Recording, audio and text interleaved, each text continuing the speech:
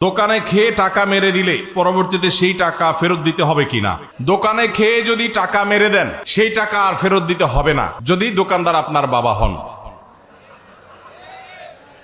বাপের দোকান হলে সেটা আর ফেরত দেওয়া লাগবে না।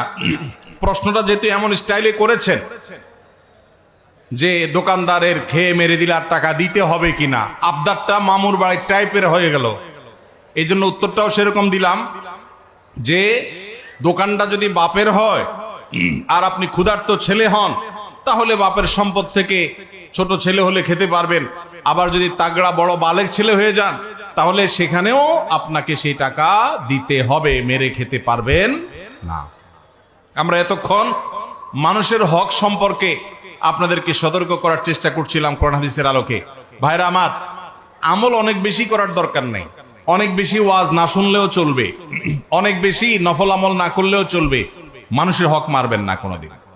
জান্নাত একেবারে পথ সুগম দেখতে পাবেন। অতএব যদি কারোর দোকান থেকে কোনো কিছু খেয়ে টাকা না দিয়েছেন, ছোটবেলায়, ছেলেবেলায়, যৌবনকালে, পাগলামির বয়সে করে ফেলেছেন, অভাবের দায়ে হোক, স্বভাবের কারণে হোক, আল্লাহ যখনই আপনাকে সম্বিত ফিরিয়ে দিবেন, সেন্স যখন আসবে, চেতনা যখন জাগ্রত হবে, সাথে সাথে যত টাকা মেরেছেন ওই টাকাটা দোকানদারকে ফেরত দিয়ে আসবেন।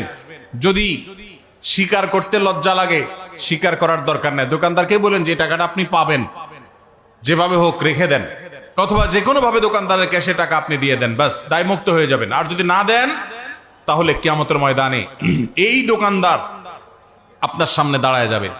বহুত হজ করছেন, উমরা করছেন, ওয়াজ শুনছেন, তাসবিহ তেলাওয়াত করছেন, মোছে তাও দিয়া যখন জান্নাতে যাওয়ার জন্য রেডি হবেন, সামনে এসে দাঁড়াবে দোকানদার।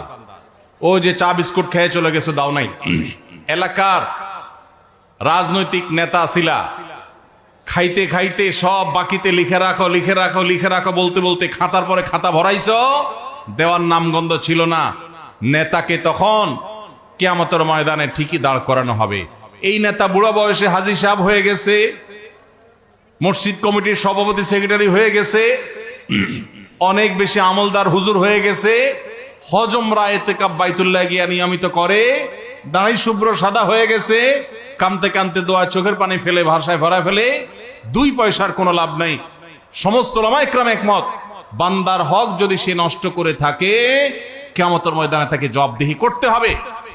যদি আল্লাহ তাআলা কারোর প্রতি রহম করেন এবং তাকে জান্নাত দিবেন আল্লাহ সিদ্ধান্ত দেন, তখন আল্লাহ তাআলা পাওনাদারকে কোনোভাবে খুশি করবেন, এক্সেপশনাল কেস, কিন্তু আল্লাহর কাছে পাওনার হিসাব দিতে হবে। এই জন্য ভাইরা, কোনোদিন